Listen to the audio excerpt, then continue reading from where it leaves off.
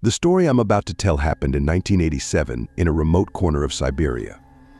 It became known thanks to one of the participants, Victor, who for a long time hesitated to share it, fearing ridicule and disbelief.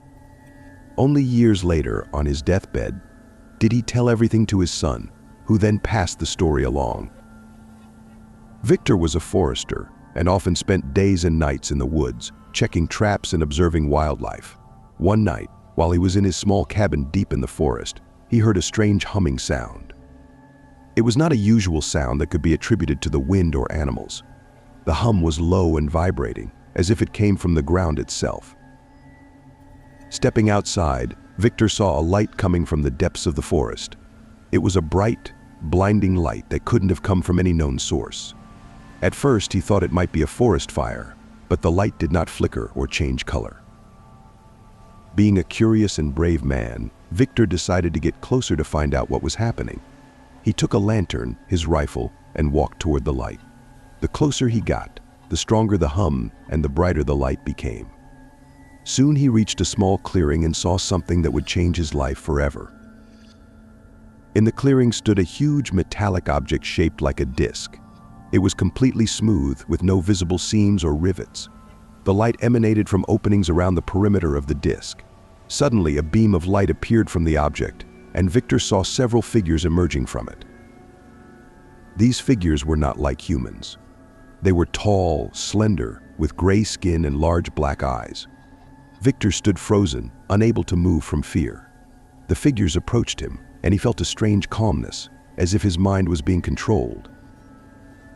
One of the beings raised its hand, and Victor felt his body lift off the ground. He found himself inside the object, where everything was unfamiliar and frightening. The beings began to perform some procedures on him, using devices Victor could not understand.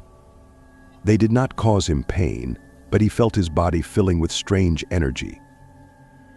After some time, Victor was returned to the clearing. He did not know how long he had been inside the object, but when he came to, the light and hum were gone. The object and the beings had vanished, as if they had never been there. Shaken and weakened, Victor returned to his cabin. The next day, he found he could not remember certain parts of his life, as if someone had erased them from his memory. But the scariest part was that strange marks appeared on his body, resembling burns that never went away. Victor tried to tell others about what happened, but no one believed him. Everyone thought he was crazy. He continued to live in the forest, avoiding people, but every night he heard that hum and saw those eyes in his dreams. Victor died many years later, never escaping the fear and memories of that night. This story was passed down orally, and many considered it fiction, but those who knew Victor believed him. Even today, in those forests, locals sometimes hear a strange hum and see a bright light that disappears as quickly as it appears. They know that something strange and terrible lurks deep in the forest, and they try to stay away from it.